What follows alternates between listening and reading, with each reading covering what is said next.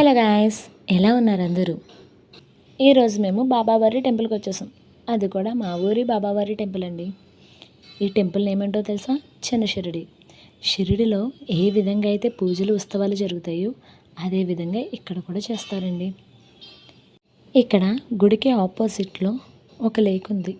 అందులో కాలు కడుక్కొని టెంపుల్ లోపలికి వెళ్ళాలి. Okay, wait. ఇంతకీ మా ఊరి పేరు చెప్పలేదు కదా. మా ఊరి పేరు తొట్టెనపొడి.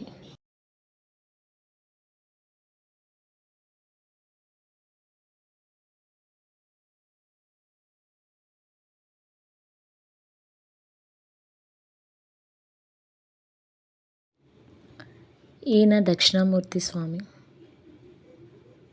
ఒకసారి గుడి మొత్తం చూసేయండి.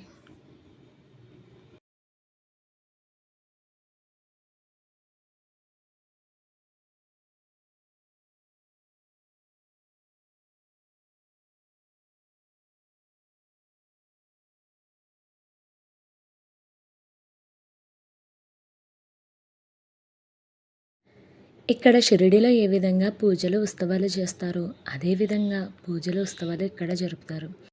గురు పౌర్ణమి అయితే చాలా ఘనంగా చేస్తారు. ఆ రోజు భక్తులందరూ బిందెలతో ఊరంతా ఊరేగుతారు. ఒక వ్యాన్లో గోదావరి నీళ్ళను తీసుకొస్తారు. ఊరి చివర పెడతారు.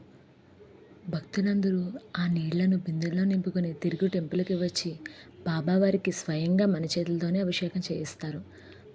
ఆ రోజు ఘనంగా అన్నదానం కూడా జరిపిస్తారు. అలాగే ఇక్కడ నవరాత్రులు కూడా ఘనంగా జరుపుతారు. ఆ 9 రోజులు పండగలా ఉంటుంది.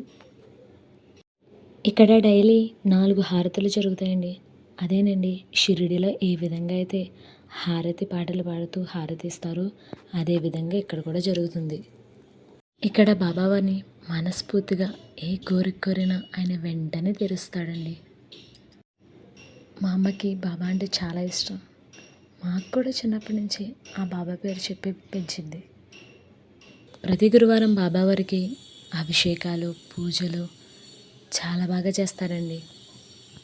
గురువారం సాయంత్రం పల్లకీ సేవ కూడా జరుగుతుందండి ఇక్కడ చిన్నపిల్లల్ని ఉయ్యాల్లో వేస్తారు. తులాభారం కూడా చేస్తారండి.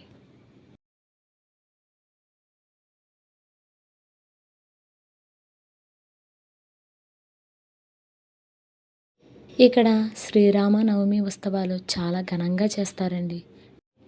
కళ్యాణం కూడా జరిపిస్తారు. గుడి వెనకాల అన్నదానం జరుగుతుంది. అలాగే ఇక్కడ ఫంక్షన్లు పెళ్ళిళ్ళు కూడా చేస్తారండి. ప్రతి గురువారం అన్నదానం కూడా జరుపుతారు.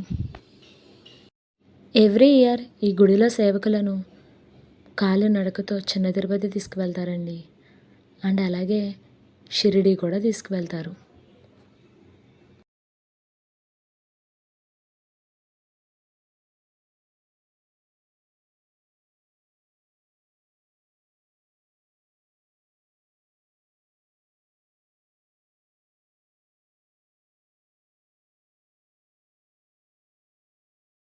ఇక్కడ చాలా పీస్ఫుల్గా ఉంటుందండి.